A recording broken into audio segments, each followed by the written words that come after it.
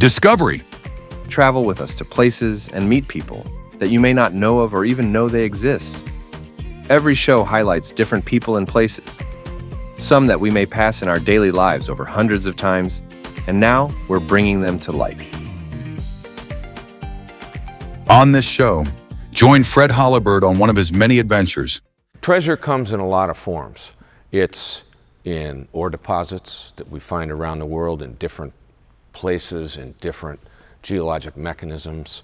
It comes in the form of real treasure, like gold treasure, like the SS Central America or the SS Republic.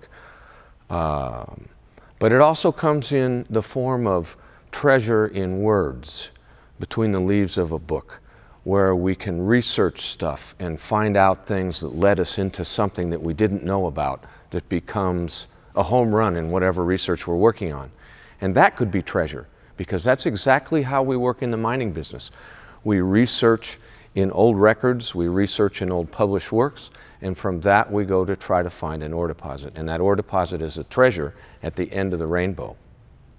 Hi, I'm Fred Holabird, and we're here at the National Coin Show in Anaheim, California in August. And we're at the American Numismatic Association's special exhibit booth here, where they have a wonderful exhibit of California Gold Rush material, among other great rarities. And of course, one of the things we see here is one of the largest gold bars recovered off the famous SS Central America wreck that went down in 1857 off the East Coast. This bar weighs about 80 pounds of pure gold and was the largest bar recovered on that great treasure wreck. This bar is estimated by some to be worth as much as $7 million. Incredible California Gold Rush treasure.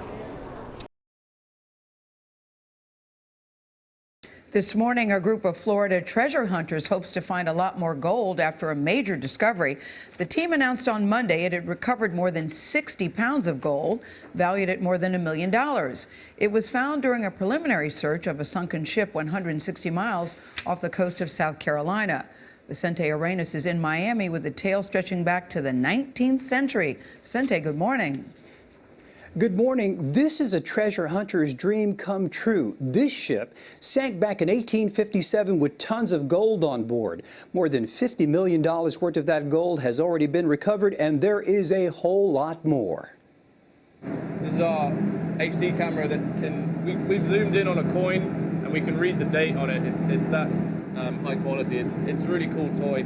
Using modern-day technology, a Tampa-based deep-sea exploration company is hoping to cash in on a mystery more than a century old. The team wasn't sure what it would find when the crew began sifting through the wreckage of the SS Central America. But on their first run, they hit the jackpot. During the first reconnaissance dive, we actually picked up several gold items. We had 5 gold bars that totaled 1,000 ounces in weight.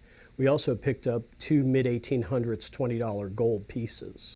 The initial $1.2 million haul is just a fraction of what lies on the ocean floor. According to experts, an estimated $86 million in gold remains on the sunken ship. During the California Gold Rush, the SS Central America shuttled tons of gold from the west to the east. But in 1857, after encountering a hurricane, she sunk 1.5 miles to the ocean floor with an estimated 3 tons of gold. She was also rumored to have carried a secret shipment, 15 tons of additional gold headed for New York banks. The wreck was first discovered by Tommy Thompson in the late 80s, who brought about 2 tons to the surface. Investors claimed Thompson never paid them, and when the feds tried to track him down, he disappeared, along with the gold. Now, after years of court battles and red tape, the search is on again. What we're really hopeful for is to actually bring some more value back to the economy, specifically to the investors who have waited over 20 years for this day. The expedition group expects to be back on site in about 5 months. This find could be worth as much as $1 billion. Wow. Gail? Wow. Where is he? He's in a very heavy boat somewhere. Walk stooped over because it's heavy when you're carrying gold. Is heavy, isn't it? Yeah. Oh, that gold, all those golden coins. All that gold in them Nar Hills. Thank you, Vicente. The SS Central America, which is for decades and decades, more than 100 years, considered the biggest target of all the American treasure ships. At the time, it had a cargo in excess of $3 million in gold at that price in 1857. When that ship went down in the fall of 1857, it was going through the Atlantic Ocean during a time that was one of the toughest storms in recorded history. Hundreds of ships sank that same season up and down the Atlantic Ocean. It was a violent storm, incomparable to anything we know today. Huge loss of life, lots of loss of property. The Central America remained the target for more than a century to find that gold. And of course, as time progresses, technology progresses, and we got the technology to be able to go find the ship and recover it. Okay, good. Now return to Fred Holabird at the Numismatic Coin Show. And there's a number of other great treasures here of numismatic importance. And it's a wonderful thing about this group, the American Numismatic Association, the ANA as we call it, whose headquarters are in Colorado Springs, Colorado, with a great museum there. But it's the largest collecting community in the world, the ANA, the largest number of coin collectors, etc. And coin collecting is interesting because it's the second largest genre of collectibles in the world. The largest, of course, are religious artifacts, but behind that it's coins. Everybody collects coins of some kind. Foreign coins, American coins, gold coins, silver coins, all kinds of neat stuff. And it's a great way to learn about history as well. So here we are at this wonderful exhibit at this show that's absolutely huge, with hundreds and hundreds and hundreds of dealers around us here, exhibits from the U.S. Mint, mints around the world. So it's really quite fascinating. A lot of the work I do, I get hired by different kinds of entities. So a lot of it are for insurance companies.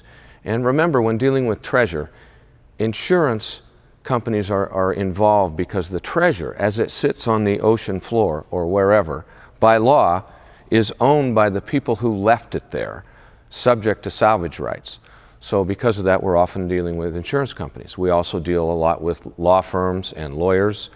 I work for them on a regular basis, as well as banks and other entities. So it's pretty exciting.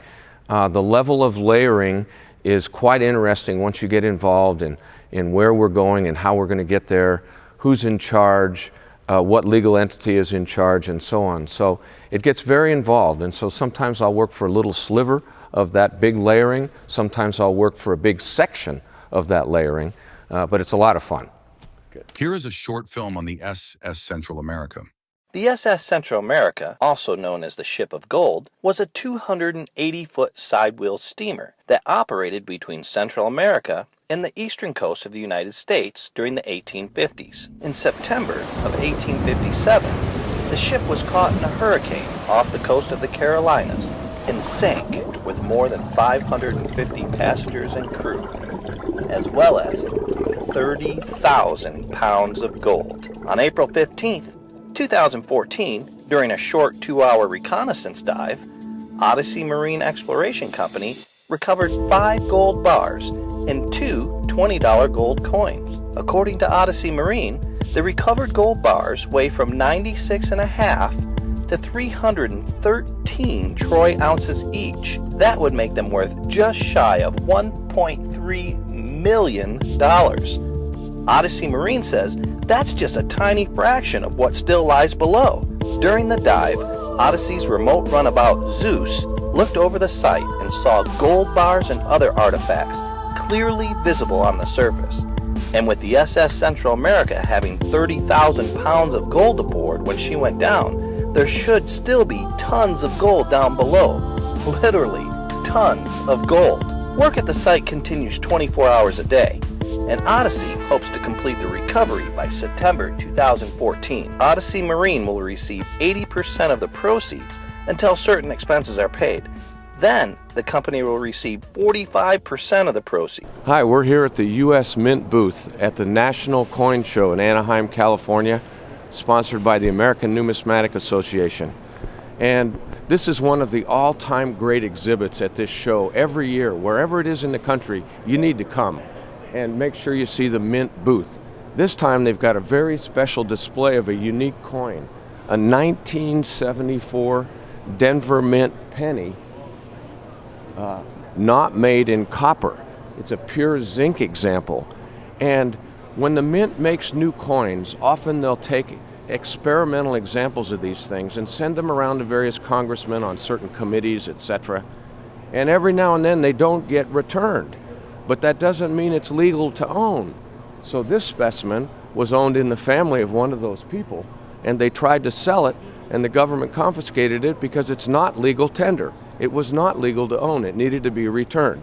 And so it was returned. But we got lucky. We got lucky as collectors that the Mint decided to save one and use it here as an exhibition and tell the story, which is a marvelous, marvelous story.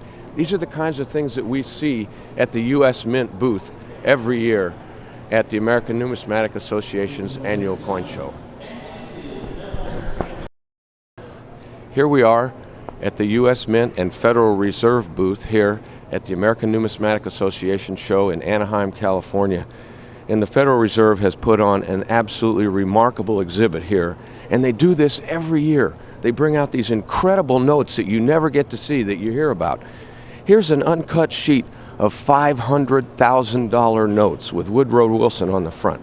An uncut sheet. Here's the back side of another one.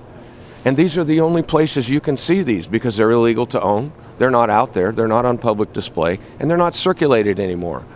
This is where you have to come to learn about it. Here's a Treasury bond. Incredible. Millions of dollars. Absolutely wonderful.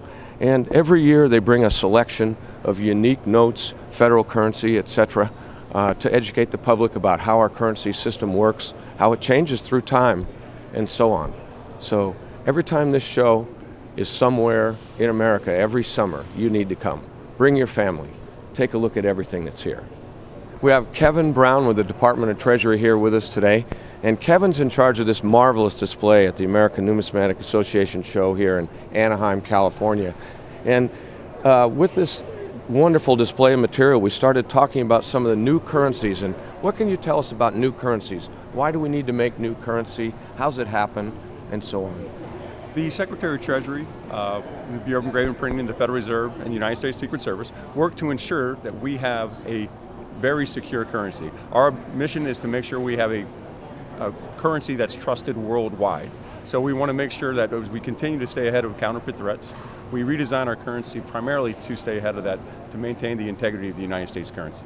So when you redesign the currency, that's got to be like an unending pot of ideas where you come up with new tricks to stay ahead of these guys, plus new designs. I mean, I would think part of that process is incredibly fun, trying to get who's going to draw the famous picture that's going to be on the front, who's going to do the artwork on the back. How does that process work? Well, it's an exciting process, and it's a collaborative process between the Advanced Counterfeit Deterrence Subcommittee, which comprises the Federal Reserve, the Bureau of Engraving and Printing, the Secret Service, and Department of Treasury.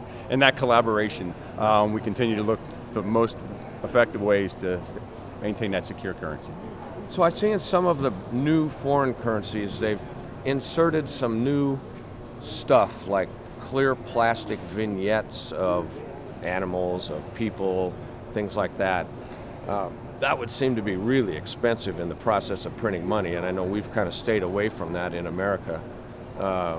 Any thoughts on any of that?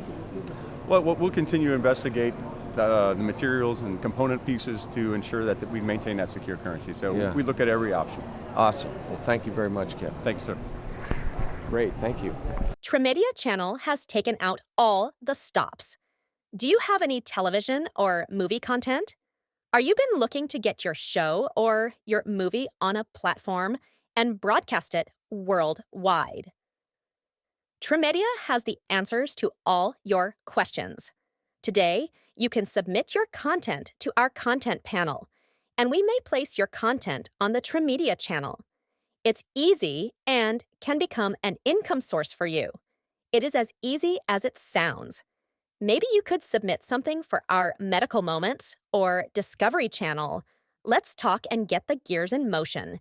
You could be on Tremedia channel by tomorrow. Contact us at tvtremedia@gmail.com. Travel with us to places and meet people that you may not know of or even know they exist. Every show highlights different people and places, some that we may pass in our daily lives over hundreds of times, and now we're bringing them to light.